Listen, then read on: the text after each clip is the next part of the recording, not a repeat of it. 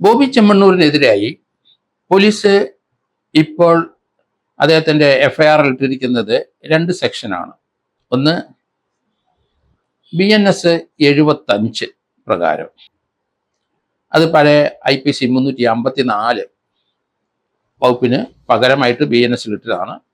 ഇത് 3 വർഷം മുതൽ 5 വർഷം വരെ തടവ് ലഭിക്കാവുന്ന ഒരു കുറ്റം തന്നെയാണ്.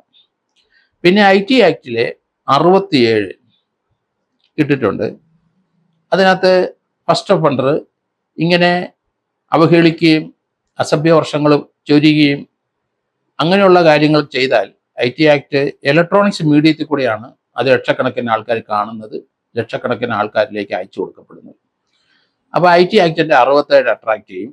അത് അങ്ങനെ അദ്ദേഹം അസഭ്യവർഷവും ഇതുപോലെ കുന്തി ദേവി എന്നുള്ള ഒരു ദ്വയാർത്ഥ പ്രയോഗങ്ങളും ഇങ്ങനെയൊക്കെയുള്ള ആ പദപ്രയോഗങ്ങൾ വന്നപ്പം അത് IT ആക്ടിൻ്റെ ഇലക്ട്രോണിക് മീഡിയത്തിൽ കൂടെ അസഭ്യവർഷങ്ങൾ, അസഭ്യ ഭാഷകൾ, പ്രയോഗങ്ങൾ നടത്തി എന്നുള്ളതിന് 5 വർഷത്തെ തടവ് 1,00,000 രൂപയാണ് പിഴ.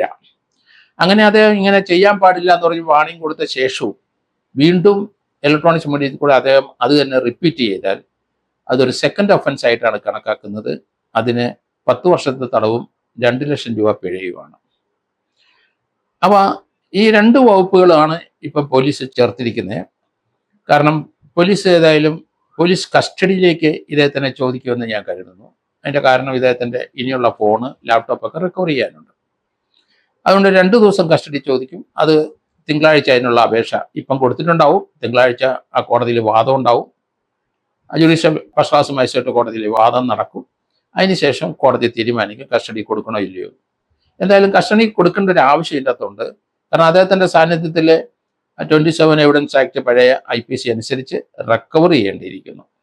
അപ്പോൾ അതൊരു പ്രതി കൂടെ റിക്കവർ ചെയ്യേണ്ട സാധനങ്ങൾ അദ്ദേഹത്തിന് മാത്രമേ അറിയത്തുള്ളൂ. അത് എവിടെ വെച്ചിരിക്കുന്നത്, അതിൽ ആരാ ഉപയോഗിക്കുന്നത്, ഏത് സഹായിയുടെ കൈവശമാണ് അത് ഇരിക്കുന്നതിനൊക്കെയുള്ള വിവരങ്ങൾ ഫർണിഷ് ചെയ്യാൻ അദ്ദേഹത്തിന് മാത്രമേ കഴിയുള്ളൂ. അതൊരു പഴയ എവിഡൻസ് ആക്ട് 27 വകുപ്പിൽ വരുന്നതാണ്.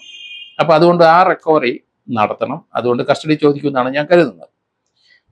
ഇതുകൂടാതെ അദ്ദേഹത്തിൻ്റെ പുതിയതായി വകുപ്പുകൾ ചേർക്കാനുള്ള സാധ്യതകൾ കൂടുതലാണ്. കാരണം അത് തീർച്ചയായിട്ടും insult to modesty of a woman 79 BNS ആണ്, അത് ചേർക്കാം.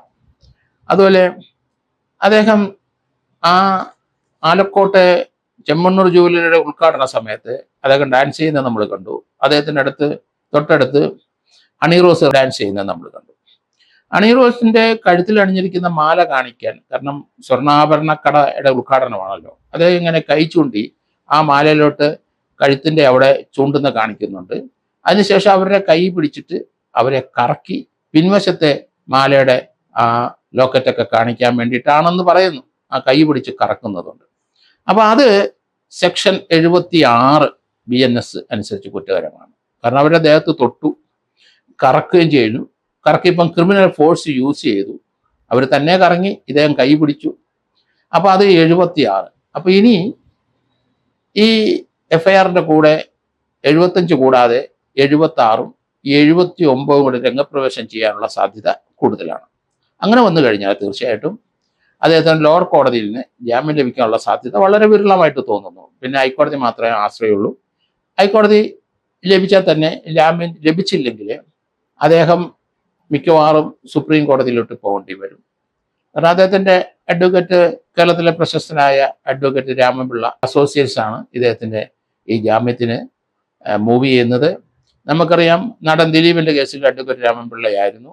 ആ കേസ് ഇപ്പം 4-5 വർഷമായിട്ട് ഇങ്ങനെ കോടതിയിൽ അതിൻ്റെ വാദഗതികളും ഒക്കെ ആയിട്ട് ഒന്ന് പൊയ്ക്കൊണ്ടിരിക്കുന്ന കാഴ്ച നമ്മൾ കണ്ടുകൊണ്ടിരിക്കുന്നു. അദ്ദേഹം തന്നെയാണ് ഈ കേസിലും ബോബി ചെമ്മണ്ണൂരിനെ ജാമ്യത്തിന് ലഭിക്കാനുള്ള ശ്രമം നടത്തുന്നത്. അദ്ദേഹത്തിൻ്റെ വാദങ്ങളിലൊന്നും ലോവർ കോടതിയിൽ ഫലവത്തായില്ല. അവിടെ ജഡ്ജ് അഭിരാമി അദ്ദേഹത്തിന് ജാമ്യം കൊടുത്തില്ല, പകരം 14 ദിവസം റിമാൻഡ് ചെയ്തു. ഇനി ആശ്രയം എനിക്ക് തോന്നുന്നു ഹൈക്കോടതി മാത്രമേ ഉള്ളൂ. ഹൈക്കോടതിയിൽ നിന്ന് ജാമ്യം ലഭിക്കാനുള്ള സാധ്യത വളരെ കൂടുതലാണ്. അവിടെ ലഭിച്ചില്ലെങ്കിൽ സുപ്രീം കോടതി പോവുകയും ചെയ്യും.